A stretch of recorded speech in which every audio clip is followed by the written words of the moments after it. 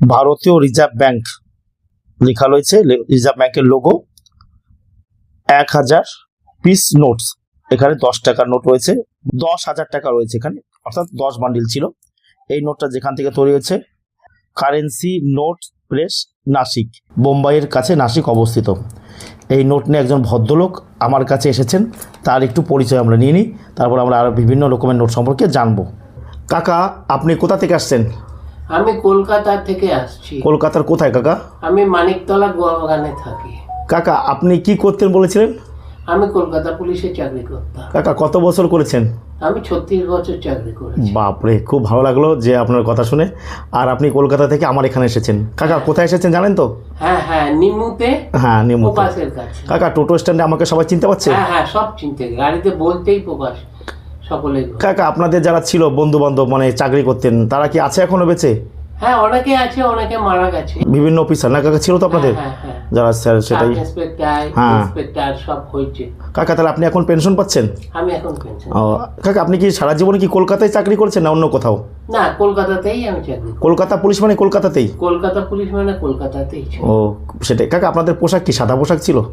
না, আমার ছিল, আমি ডিফেন্সে ট্রেনিং করেছিলাম। ডিফেন্সে? ও, ডিফেন্স থেকে ইঞ্জিনিয়ারিং ট্রেনিং করে আমি আর্মারার হিসাবে লালবাজার সেন্ট্রাল আর্মারিতে ছিলাম। ও, এখন আপনি রিটায়ার্ড? এখন আমি সেটা। কাকা, আপনার এই পাটা আপনি এইভাবে বসেছেন কেন, আমাদের দর্শকদের একটু বলুন। আমার এই দুটো হাঁটু অপারেশন করেছি, রিপ্লেস করেছি হাঁটু দুটো।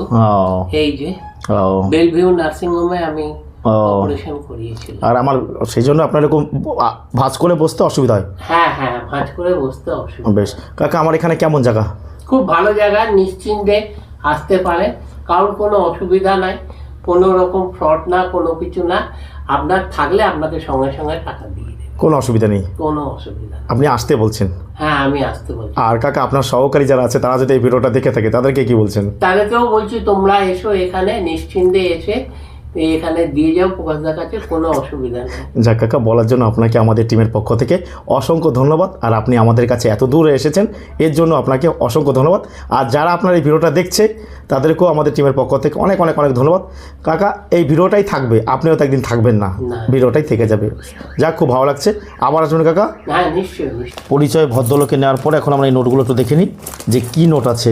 ডি সুব্বারায়ের সিগনেচার করা নোট, এখানে 1000 টাকা আছে। এগুলো দাম 1200 টাকা প্রতি বান্ডিল বিক্রি হয়ে থাকে। এগুলো কমন বান্ডিল, এগুলো প্রচুর পরিমাণে পাওয়া যায়। ভদ্রলোক নিয়ে এসছেন, সেটা আমি দেখাচ্ছি।